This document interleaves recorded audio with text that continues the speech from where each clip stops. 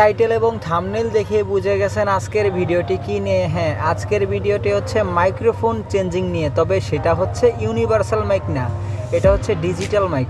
Digital mic বলতে হচ্ছে 3 pin অথবা 3 পিনের বেশি, অর্থাৎ আপনার ফোনের মাদারবোর্ডে লাইন যতটাই হোক না কেন এর মধ্যে হচ্ছে দুইটা, একটা হচ্ছে ডাটা পজিটিভ এবং আরেকটা হচ্ছে ডাটা নেগেটিভ, আর বাকিটা হচ্ছে মাইক্রোফোনের গ্রাউন্ড, কিন্তু ফোনের গ্রাউন্ড না।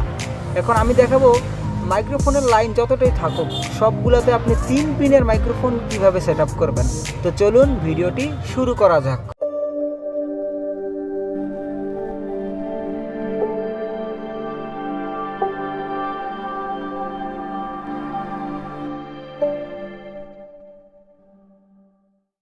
ভিডিওর শুরুতে আমি আমার মাল্টিমিটারটি বিট মোডে রেখে এবং শর্ট দিয়ে দেখছি যে কত মান আসে।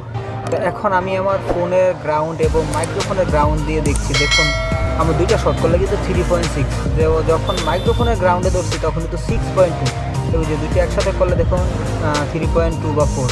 তো এখন যদি মাইক্রোফোনের গ্রাউন্ড দুইটা একসাথে ধরি দেখুন 3.7, মানে এই দুটো হচ্ছে ফুল শর্ট, ঠিক আছে। কিন্তু মোবাইলের গ্রাউন্ড আর ওই গ্রাউন্ড কিন্তু এক না।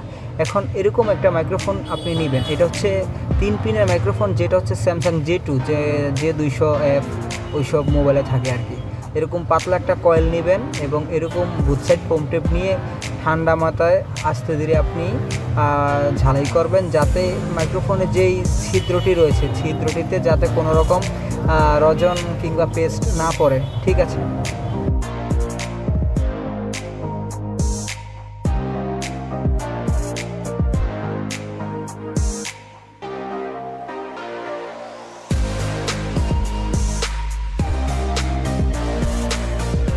মাইক্রোফোনটিতে আমার ঝালাই করা শেষ। তো দেখতে হয়েছে এরকম, আমি একটু ঝুম করে দেখাচ্ছি। দেখুন একটার সাথে কিন্তু আরেকটা তার একটুও লাগেনি, ঠিক আছে। আপনিও সেমভাবে করবেন এবং মাদারবোর্ডে কীভাবে লাইনটি টানতে হবে সেটাও আমি দেখাচ্ছি। তো উপরে যে দুইটা লাইন আছে এই দুইটা কিন্তু একই লাইন, ঠিক আছে। এই সেমভাবে লাইনটা টানবেন, কারণ উপরে দুইটা একই, তো যে কোনো একটাতে দিলেই হবে।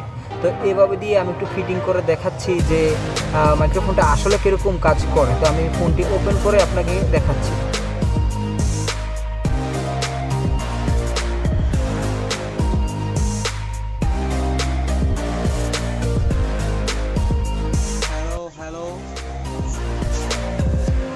Hello hello hello hello hello hello. নিশ্চয়ই খেয়াল করেছেন যখন আমি ভয়েস করলাম তখন কিন্তু মাইক্রোফোন যে রেকর্ডিংয়ের লেভেলগুলো কিন্তু লাফাচ্ছিল অথবা বড় হয়েছিল। অর্থাৎ যখন রেকর্ড হয় তখন কিন্তু বড় হয়, আর যখন রেকর্ড হয় না তখন কিন্তু একবার স্মুথ থাকে। তো আমি আবার ওপেন করে এখন তো পুরো ফোনটি ফিটিং করা হয়ে গেছে। তো এখন আমি টেস্ট করব যে আদৌ কী অবস্থা। Hello hello hello hello hello hello hello.